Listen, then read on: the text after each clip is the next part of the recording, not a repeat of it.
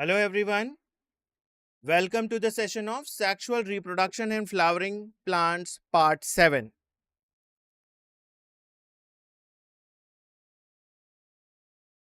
Disclaimer: the images, text and other material used in our presentations are for educational purposes only. We respect the intellectual property rights of the original creators and owners.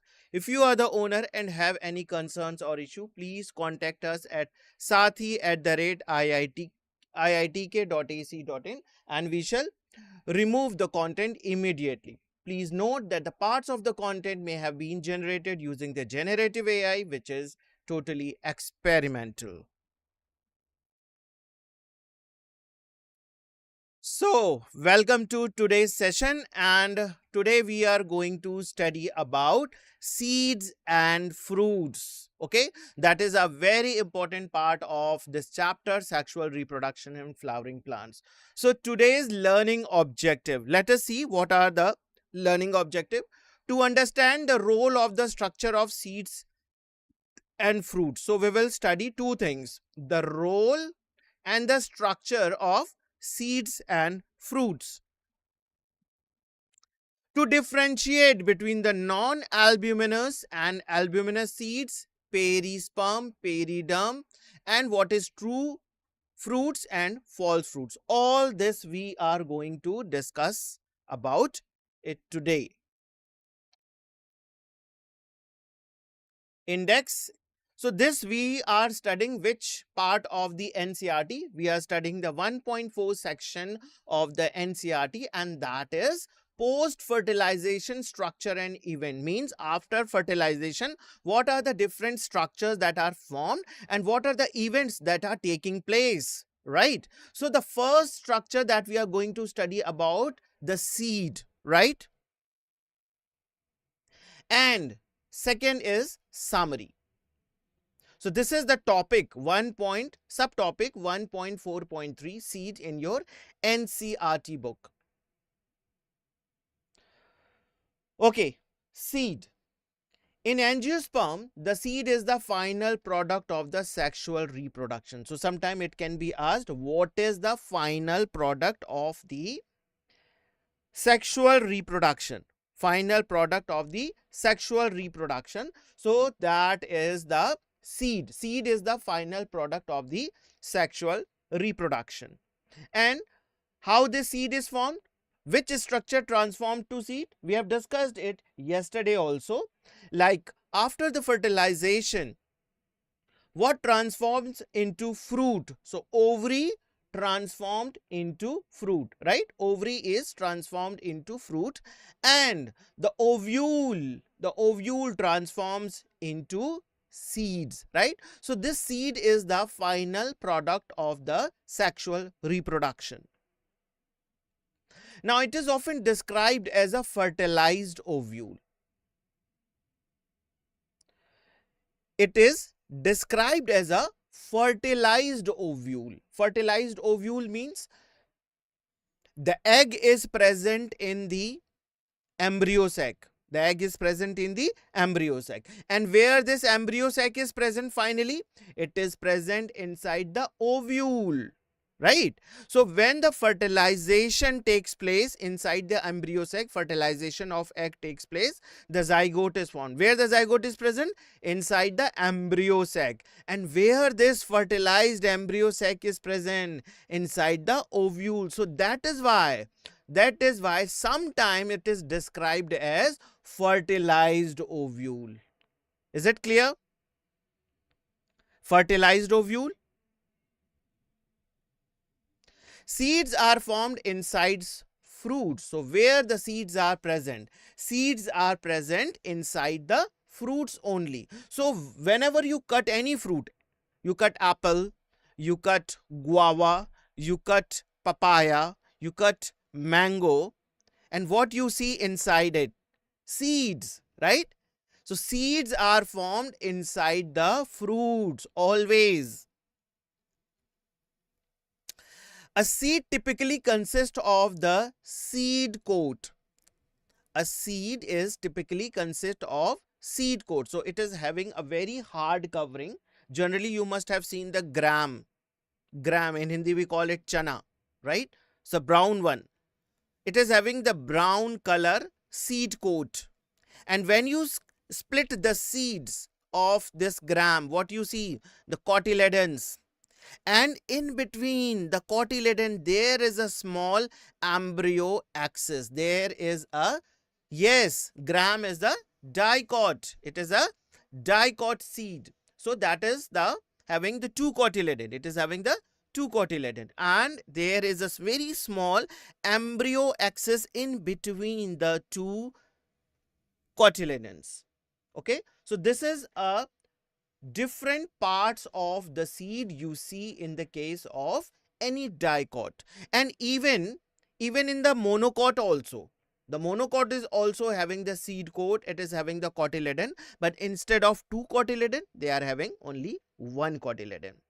And they are also having the embryo axis, an embryo axis. Yesterday we have seen the structure of the embryo axis in the case of both the dicot as well as in the case of monocot.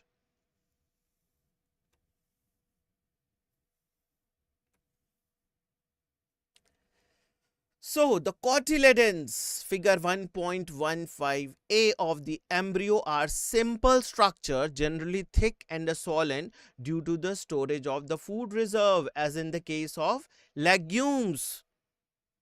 So the cotyledon you see here, the cotyledons, they are having what? They are having the storage of food reserves, storage of food reserves. And here this is the castor seed. This is the castor seed. So they are having the seed coat. You can see the endosperm. And inside here, this yellow part, this part is the cotyledon. This part is the cotyledon. Okay, this is the cotyledon. And the rest part, this outer side, this is the endosperm. The covering of it is the seed coat. Right?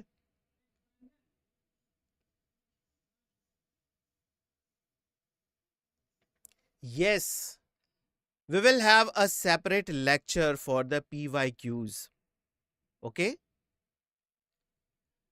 Now my voice is clear, I hope. Yes, we will have a separate lecture with PYQ section. Okay. Okay. So the cotyledon in case of this dicot, so they are having this reserve food material. Now in the case of this monocot seed, this is the one of the monocot seeds. Monocot seeds, they are having this scutellum. This is the scutellum. Scutellum is having what? Scutellum is actually the monocot cotyledon. Scutellum is the monocot cotyledon. And you see the endosperm. You see the endosperm? The food reserve, the endosperm is having a lot of food reserve. So this food reserve comes to this scutellum. And some sort of food material is stored in the scutellum.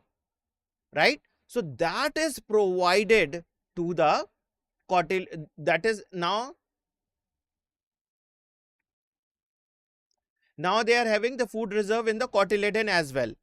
A part of the endosperm, they are having the food material in the cotyledon also, right? So the embryo are simple structure, generally thick and swollen due to the storage of this food reserve, as we see in the case of legumes, right?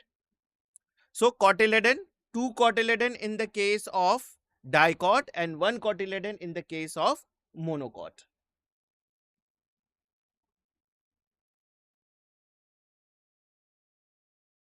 Now we will study the monocot seed structure first of all. So monocot seed structure, they are having seed coat. They are having seed coat. Protective outer covering of the seed. What is the function of the seed coat? It provides protection to the seeds from the adverse condition. Yes, for the monocot we are having, maize, we are having uh, wheat, rice. Monocot is actually, as the name, mono means one and cot comes from the cotyledon. So monocot means the seed which is having only one cotyledon, that is called as monocot. Similarly, dicot, the di means two and cot means cotyledon. So a seed that bears up two cotyledon, right? The seed that bears the two cotyledon is called as dicotyledon.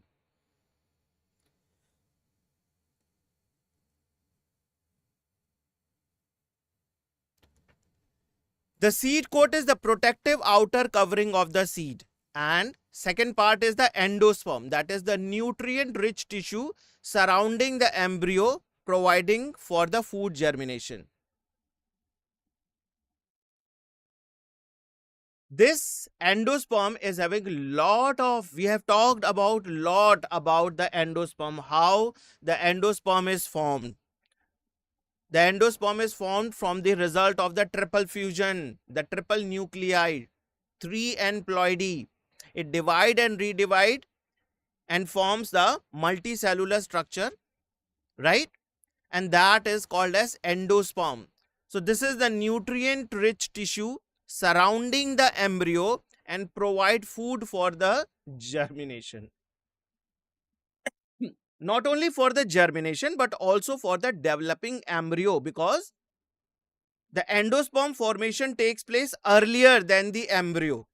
Okay, endosperm form first and then the embryo forms later on. Why? Because the embryo needs some nourishment. So once the endosperm is formed, the nourishment is given to this developing embryo, and small amount of endosperm is still left there, and that is used for the process of germination. Now the embryo that contained the young plant with a single cotyledon seed leaf. Single cotyledon means we are talking about the monocot. That is why they are having the single cotyledon. And when the seed germinate, this cotyledon comes out in a form of a leaf, and that is called as seed leaf. When the monocot seed germinate, okay, the small leaf come out, because that is the conversion of that cotyledon into the leaf, and that is called as seed leaf, right? And the later on the new leaf comes out from the plumule part. So here you can see this is the structure of a maize seed. This is the structure of the maize seed. Now what are the things here? Let us see. You can see this is the radical part. This is the radical part, and radical part is covered by a sheath like structure that is called as coleorhiza. A sheath like structure that is called as coleorhiza. It is having this embryonal axis. When you see this, this is called as the embryonal axis. I'll just draw with a dotted line like this. This is the embryonal axis, whole this structure. And here you can see there is a plumule part. The plumule part is also covered with a sheath like structure. It is covered with a sheath like structure which is called as coleoptile. So plumule is covered with a sheath like structure which is called as coleoptile. Radical is also covered with a sheath like structure which is called as coleorhiza. This is also the same seed. This is the side view. You can see a seed coat, the cotyledons, the shoot apical meristem, hypocotyle root axis, endosperm is there, root tip.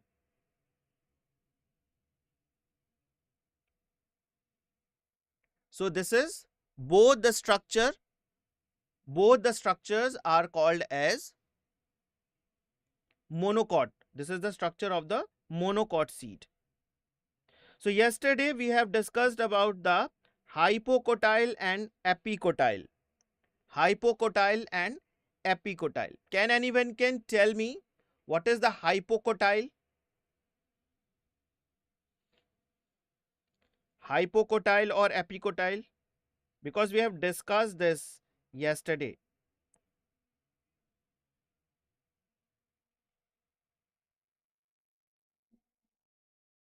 Below the embryonal axis is hypocotyle. Okay. So the cotyledon, actually this is the comparison of the cotyledon. What is called as hypocotyle?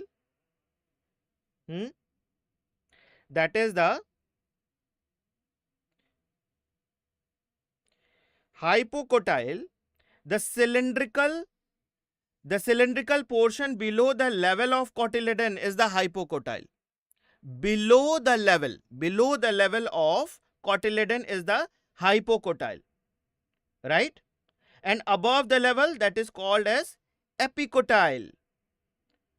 Okay, level of above embryonal axis, above the level of cotyledon is called as the epicotyle, right? So we have discussed about this yesterday, epicotyle and hypocotyle. But this is the description of the structure of the monocot. They are having the seed coat, they are having the endosperm, and they are also having the embryo. They are also having the embryo. Next part, the other part are coleoptile. Here you can see coleoptile, the protective sheath covering emerging shoot in monocot seedlings. Okay, this is the sheath like covering that is covering the shoot structure, or you can say the plumule part. Coleorhiza, protective sheath covering that is emerging the root in the monocot seedling. That is, they are protecting the radical part. Okay. Now they are having a very special structure that is called as scutellum. Specialized cotyledon in the monocot that absorb the nutrient from the endosperm. This line is very, very important. Specialized structure. This is scutellum. This is called as the cotyledon in monocot. Okay, scutellum is the cotyledon of the monocot and it absorbs nutrient from the endosperm at the time of seed germination. So this scutellum is having the food reserve that comes from the endosperm only. So you must remember this line. In the case of monocot, the name of the cotyledon is got scutellum. There is no difference. There is no difference between the cotyledon and the scutellum, but this terminology is used for the monocot only. Okay, monocot, one cotyledon, and this can be asked sometime in the examination, like the food reserve in the scutellum is coming from which part? It is coming from the endosperm only. So you must remember this point. We have discussed about this structure.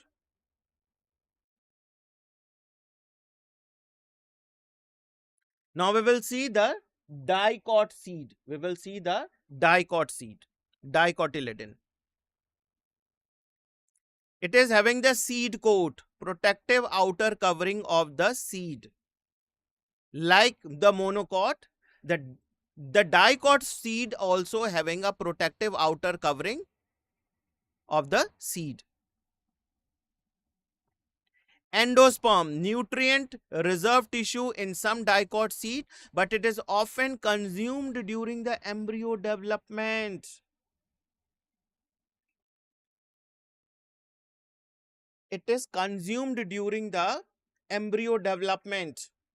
This dicot seed is totally It is having the endosperm, and all the endosperm has been consumed during the embryo development. Nothing is left. Embryo contain a young plant with the two cotyledons, and that is the seed leaves. Okay, so the cotyledon, the first seeds that you see at the time of the germination of a seed, that is actually the cotyledons. That is the cotyledons. And that is why this cotyledon is also called as seed leaves. It is also called as seed leaves. Remember this. Hypocotyle. Hypocotyle. The part of the embryo, it is a part of the embryo between the radicle and the cotyledon. Between the radicle and the cotyledon. So that is called as hypocotyle.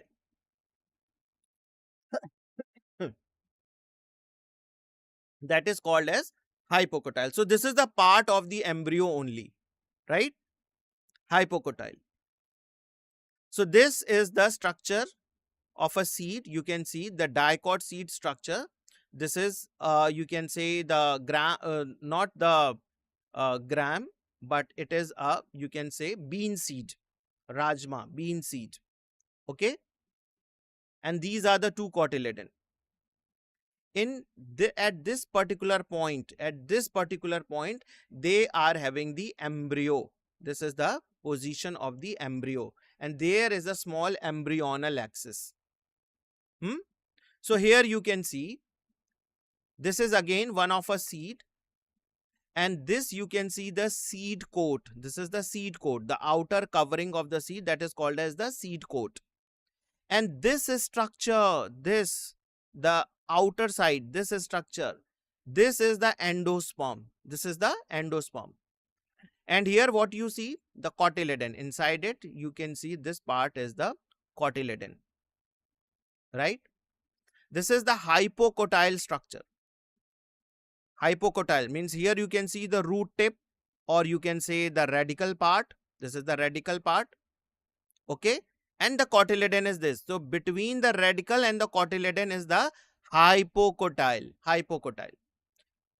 And here you can see the shoot apical meristem is also here. Shoot apical meristem. Right? So this is the dicot seed structure. Dicot seed structure.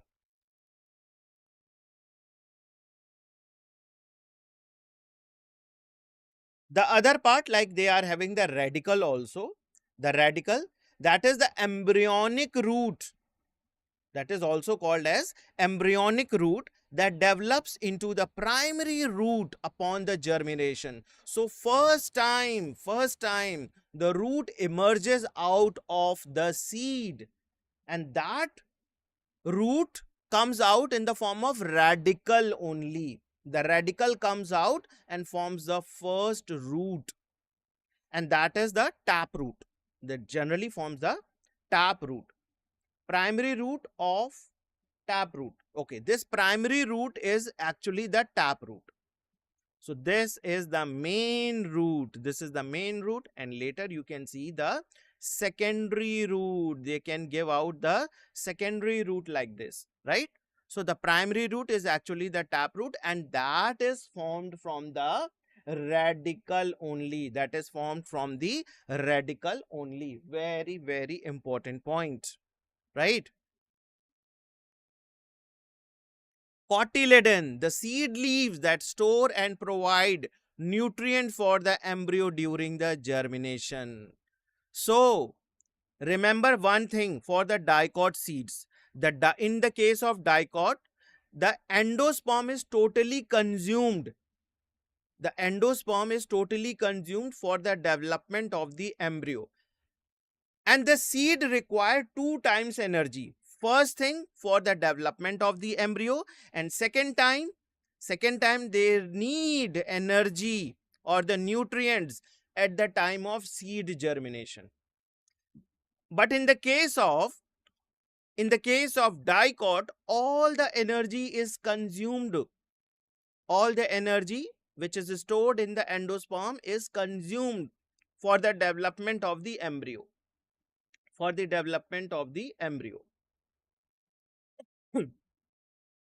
So the question arises, from where they get the energy or the nutrients during the seed germination, from where they get?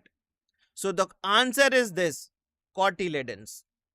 Cotyledon is something different from the endosperm. Yes, cotyledon is something different from the endosperm.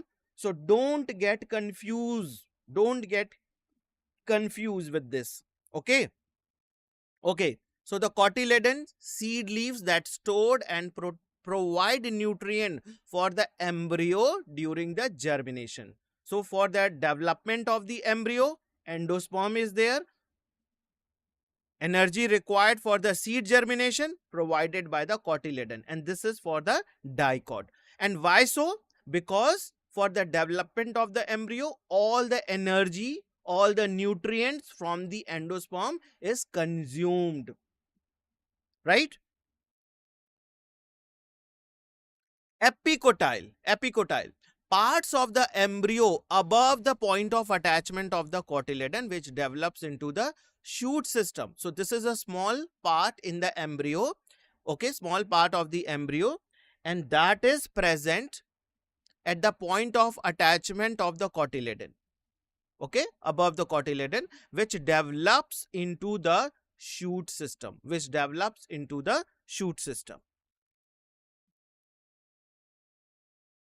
So this structure we have already discussed out.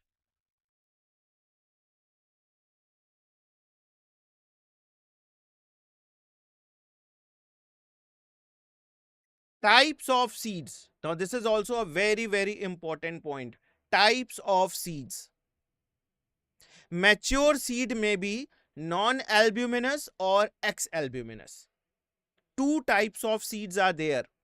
Non-albuminous, and it is also called as X-albuminous. It is also called as X-albuminous. What is the meaning of this? Albumin. Albumin. When they are not having any albumin, albumin is a type of nutrients. Okay. The mature seed, when they are not having any albumin, then it is called as non-albuminous or X-albuminous. Okay. Non-albuminous or X-albuminous. So the seeds are here divided into two types. On the basis of presence or absence of albumin. It is a protein. Albumin is a type of protein, right? And in the case, if we talk about this human blood, then this albumin is the most abundant circulating protein. Albumin. In the case of plant also, they are having this particular protein in the seeds. So mature seeds may be non-albuminous or X-albuminous. Non-albuminous seeds have no residual endosperm, as it is completely consumed during the embryo development. Yes, the albumin protein is present in the endosperm, and as you know, some seeds totally consume their endosperm. So no albumin will be present there, and that seed will called as non-albuminous or X-albuminous, right? And the examples are here. You can see pea and groundnut. These are some of the examples that comes under the non-albuminous or X-albuminous.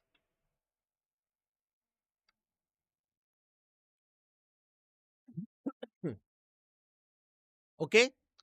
So no residual endosperm. Residual endosperm means leftover, some sort of like endosperm is left behind, then that is called as residual. So here no residual endosperm is left, as it is totally get consumed during the embryo development. Can you tell me whether it is a dicot or monocot?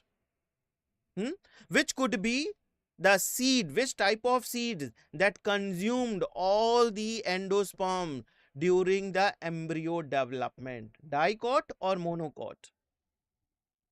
So this you can see the examples also, pea and groundnut, they are the example of dicot or monocot. It is example of dicot. Pea seed you can split into the two cotyledon. Groundnut also, groundnut, that also you can split into the two pieces, two cotyledons, right? So those are all dicot. So dicot are generally non-albuminous or ex-albuminous. And just now in the previous slide we have discussed that in the case of dicot seed, all the endosperms are used up. All the endosperms are used up. Albuminous seeds. Now comes the albuminous seeds. Retain a part of the endosperm as it is not completely used up during the embryo development. They retain the part of this endosperm that do not get completely consumed.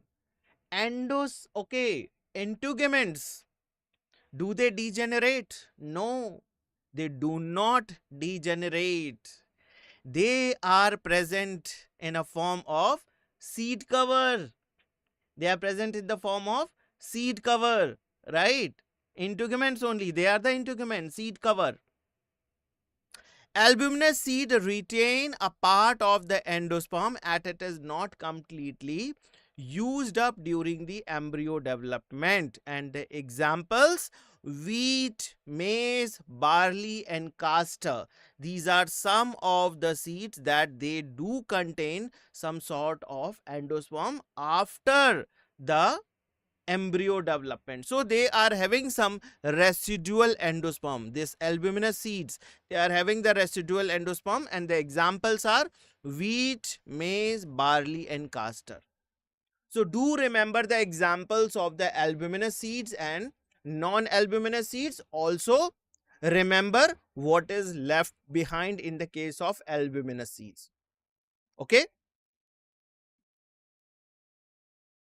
Occasionally, in some seeds, such as black pepper and beet, remnants of the nucellus are also persistent. So, why this particular line is in a bold form, highlighted in a bold form? Because this line is very, very important for your examination point of view. There are the two examples, black pepper and beet. Two examples are here, black pepper and beet, right? They are having the remnants of nucellus and they persist. They persist occasionally, right? So remnants of nucellus are also persistent, and that is called as perisperm. That is called as perisperm. This residual persistent nucellus is the perisperm, right? So do remember what is perisperm. That is the remnants of the nucellus, okay? Because generally the nucellus get consumed up. Generally this nucellus is consumed up. But in some cases, they are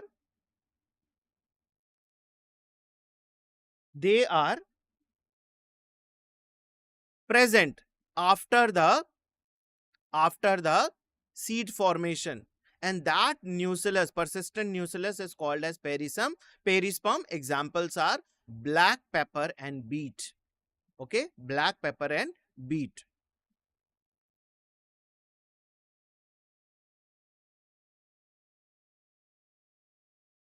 So this residual persistent nucellus is the perisperm. Integuments of the So you got the question here. One of the question was asked to me.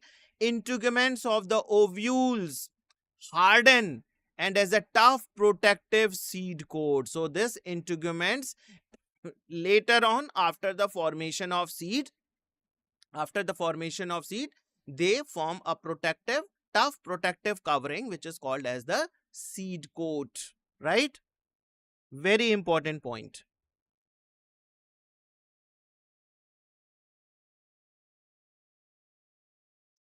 Integuments of the ovule are hardened and the tough protective seed coat. The micropyle remain as a small pore in the seed coat. You can see a small pore or a hole like structure that is present on the seed coat. So I'm just drawing a very simple diagram of a gram seed like this, and you can see a small pore like structure like this. Today you can take a gram seed and you can see that. Hmm? A small pore like structure. What is this pore like structure?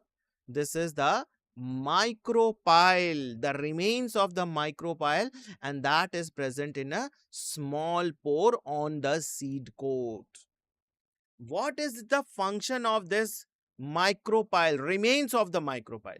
We all know that the micropyle at the time of ovule formation, this provide an entry to the pollen tube structure. The pollen tube get enter inside this ovule for the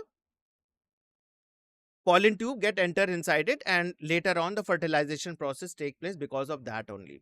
But here, why this remains is still present? Because this small pore like structure is present.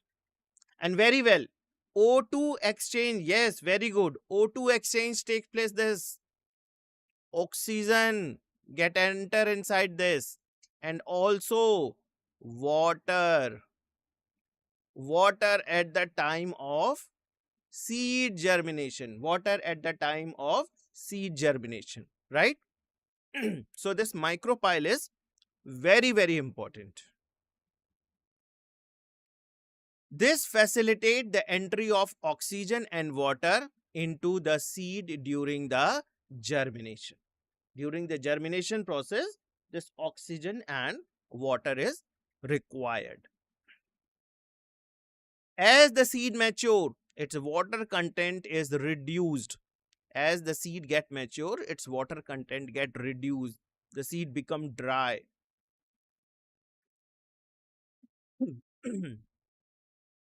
The seeds become dry, and they are relatively dry, like 10 to 15% of the moisture by mass, or only 10 to 15% of the water is left there. So it is totally dry. Because why they want to keep their seeds dry? Because in that dry form it can be stored for the longer duration, otherwise it can desiccate, right?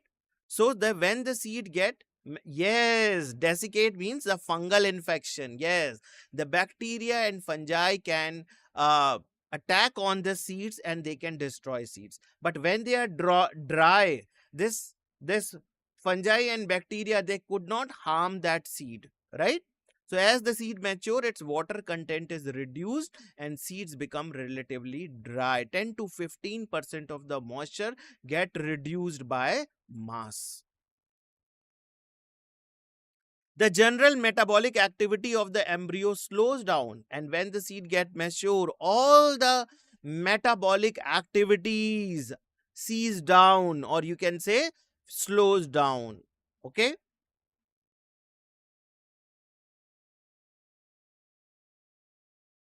The embryo may enter a state of inactivity, and that is called as dormancy.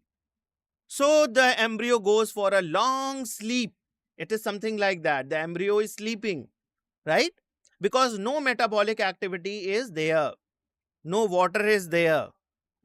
So embryo may enter in the state of inactivity, and that is called as dormancy. So you can say the dry seeds are in the form of dormant condition.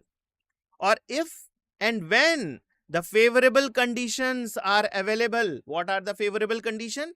Adequate amount of moisture, oxygen, and suitable temperature. When returns back to them, they will germinate. They will germinate. Okay?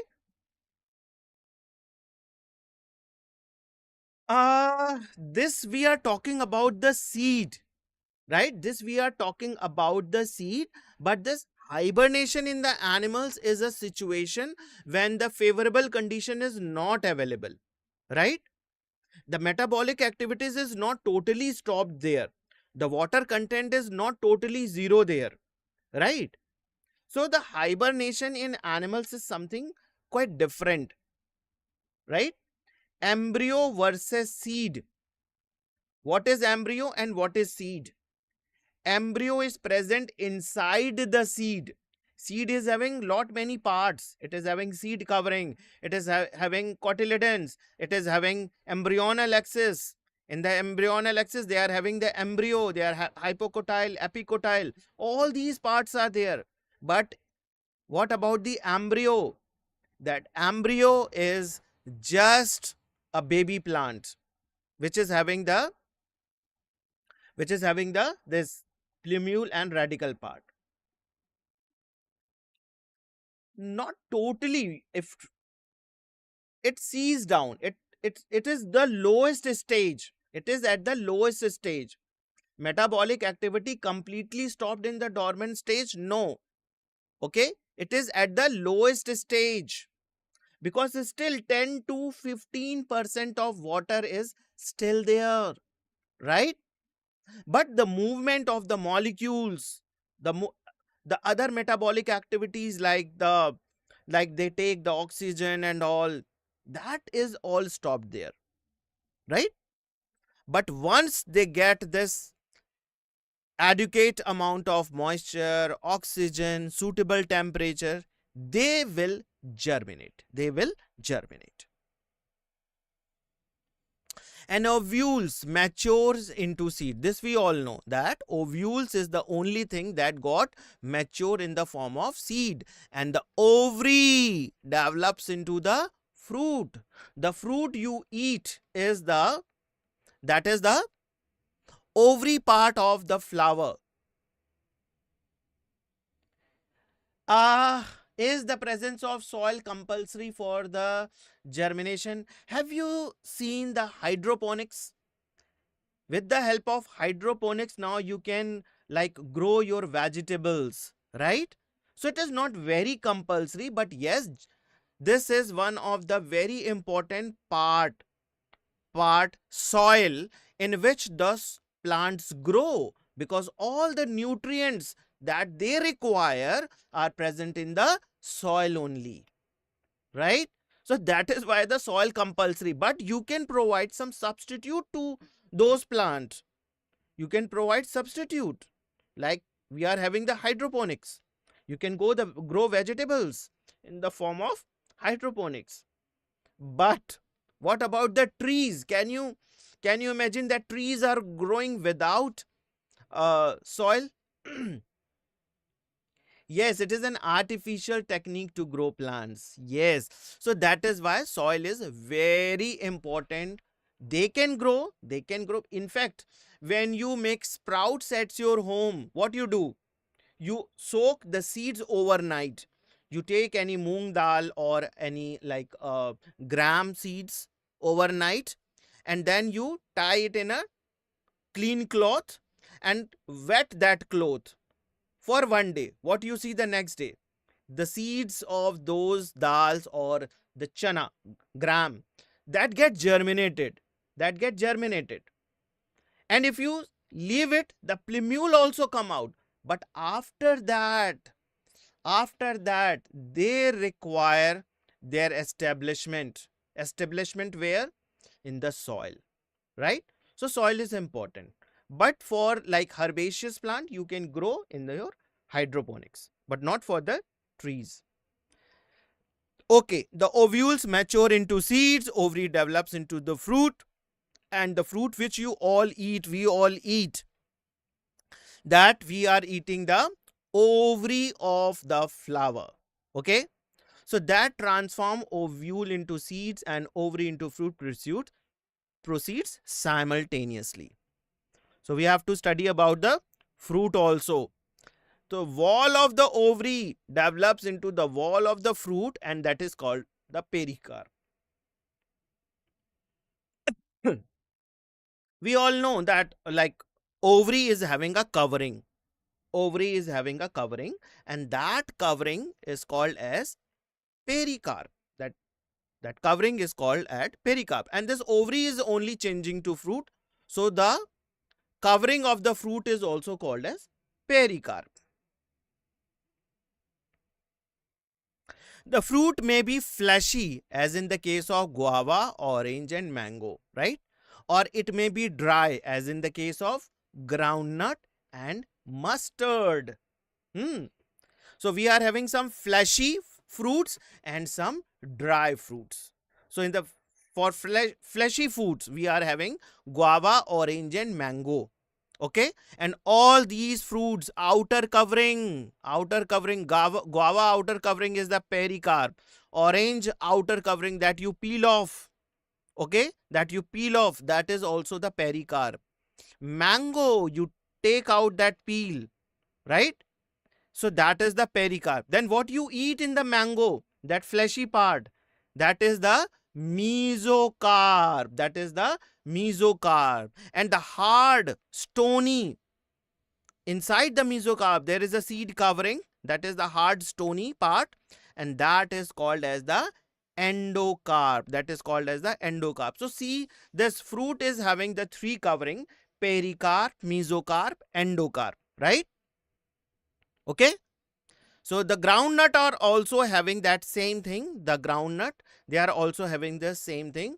Uh, Pericarp, mesocarp, and endocarp. We are having the mustard also.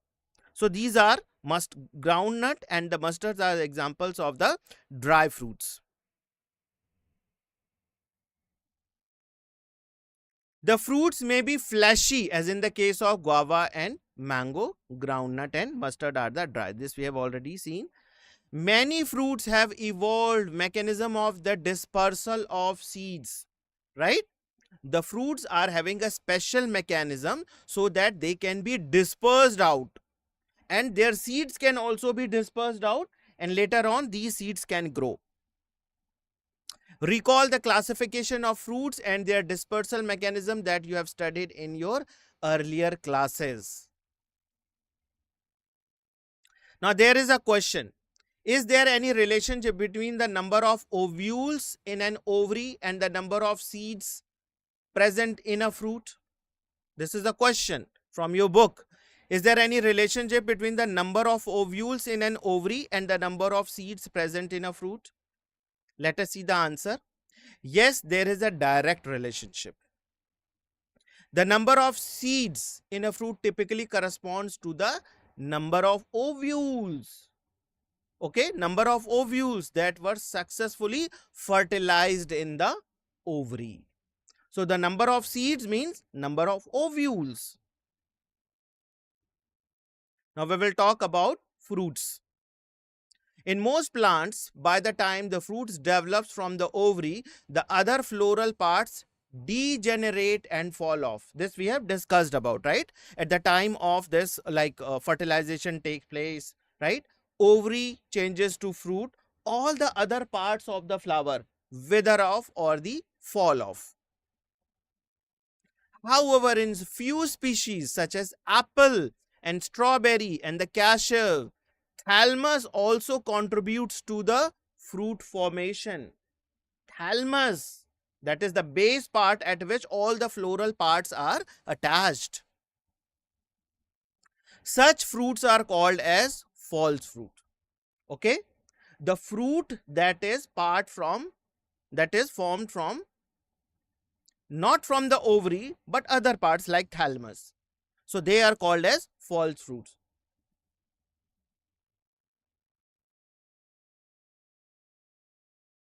Most fruits, however, develops into only from the ovary and are called as true fruits. Yes, I'm coming to that point. Most fruits, however, develops only from the ovary only, and the fruits that are formed from the ovary, they are called as true fruits.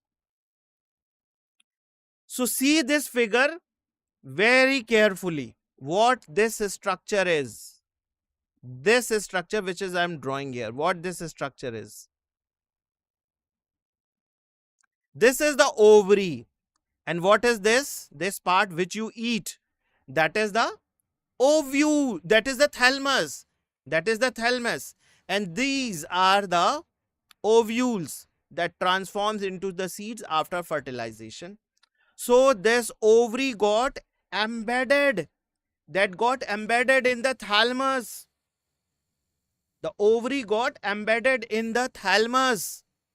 And what becomes the edible part here? The thalamus, because all the food material got stored in the thalamus, not the ovary, right? This is the ovary which I have drawn here. Okay. So we are having this pericarp. Here you can see the mesocarp, and this is the endocarp. This is the endocarp, right?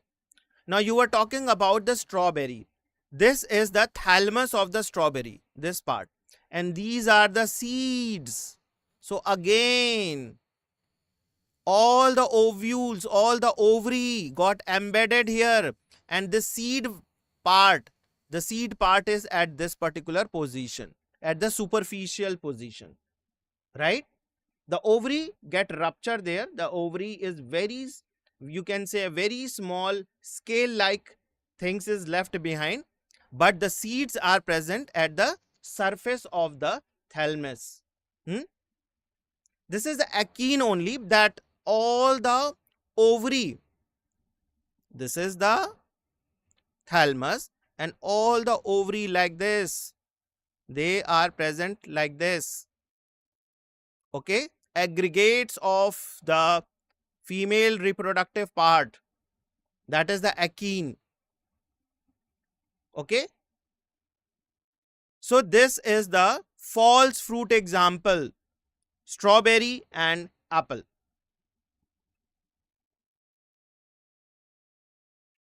Although in most of the species fruits are the result of fertilization, there are few species in which fruits develop without fertilization. Fruits are developed without fertilization. So what is that? Fruits are developed without fertilization.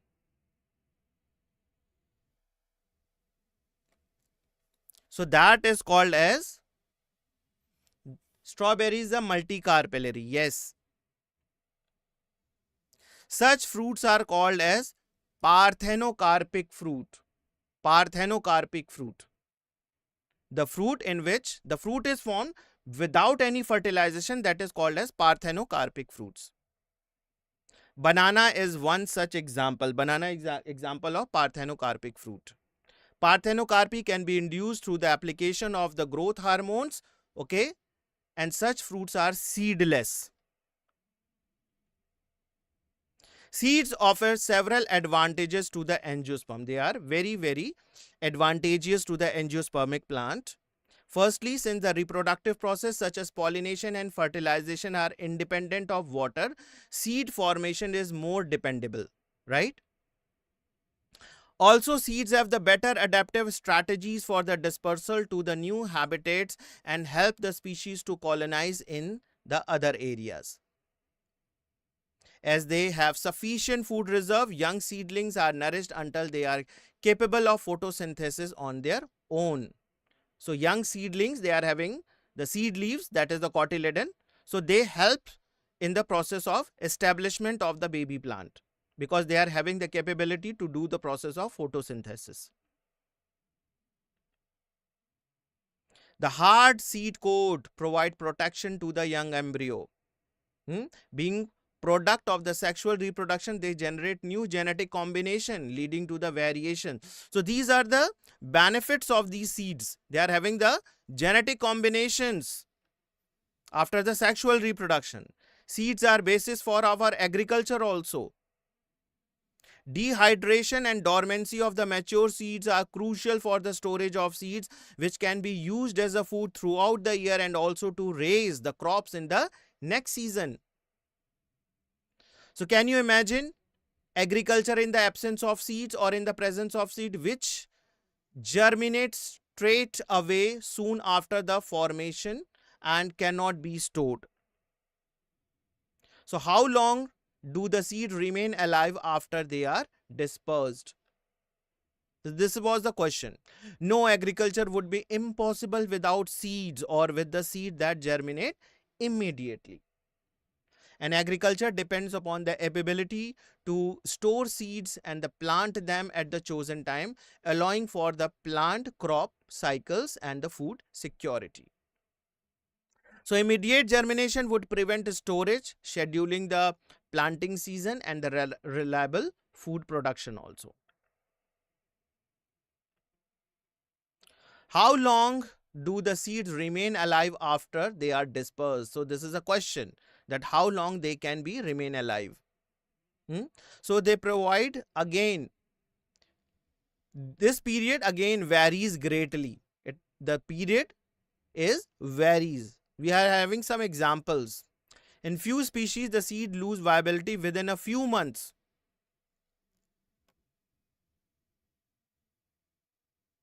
But in some large number of species, they can live for several years. Some seeds can remain alive for hundreds of years. They can remain alive for hundreds of years. This sentence is very important. There are several records for very old yet viable seeds. So what are the records? The oldest is the lupine, that is the Lupinus arcticus, excavated from the Arctic tundra. And the seed germinated and followed after the estimated record of 10,000 years of dormancy. You can see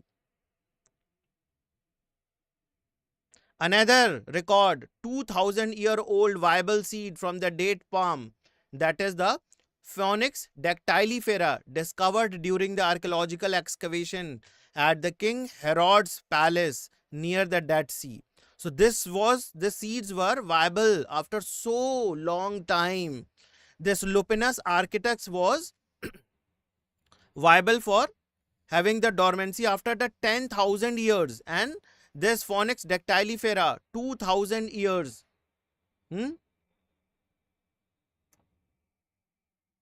So after completing a brief account of sexual reproduction of flowering plants, it would be worth attempting to comprehend the enormous reproductive capacity of some flowering plants by asking the following questions. So here are some questions.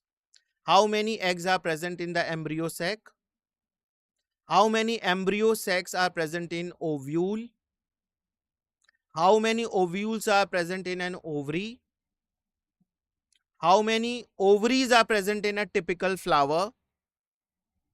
And how many flowers are present on a tree, and so on? Can you think some plants in which the fruits contain very large number of seeds? So we are having answer of this. Let us see that, because these are very common questions.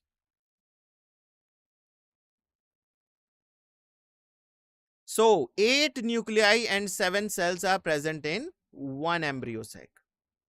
Usually one embryo sac per ovule. This is the usual condition.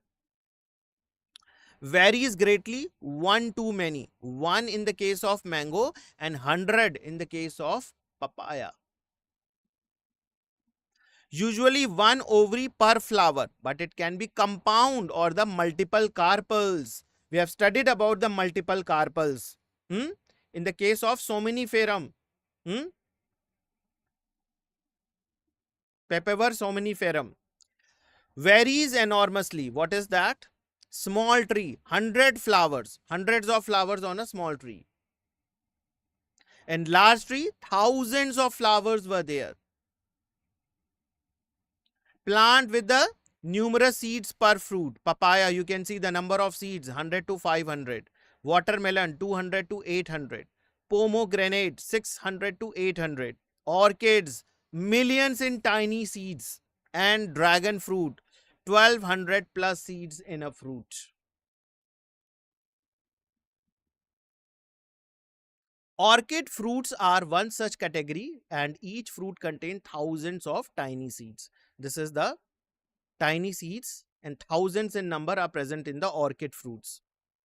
And similar in the case of fruits of some parasitic species like Orbanki and Striga. These are the examples of the parasitic plant, parasitic species, right? So how you seen a tiny seeds of ficus? Ficus is very, very important. How large is the tree of ficus developed for that tiny seeds? How many billions of seeds does each ficus tree produce? And can you imagine any other example in which tiny structure can produce such a large biomass over the years? Ficus is an angiospermic plant. It is not a gymnosperm. Ficus, in Hindi we call it anjeer or gular. Ficus seeds are indeed a tiny, about 1 to 2 millimeter in size. This is the answer of those questions. And ficus tree grow in a massive, reaching to height of 30 to 50 meters, 98 to 165 feet, widespread canopies. Their canopies are very, very large. A mature ficus trees can produce millions to billions of seeds annually. That could be 100,000 per fruit. And bamboo is another example that contain the tiny seeds, grow into massive grooves, producing enormous biomass. So now we will summarize the chapter. A seed forms after the fertilization when the ovule develops a protective layers.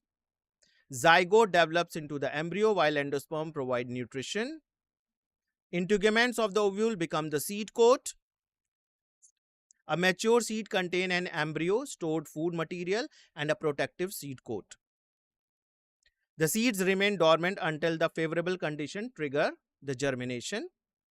And the entire process of seed formation is called the seed development, which protect and nurture the next generation of the plants. So this is all for today's session. Thank you very much.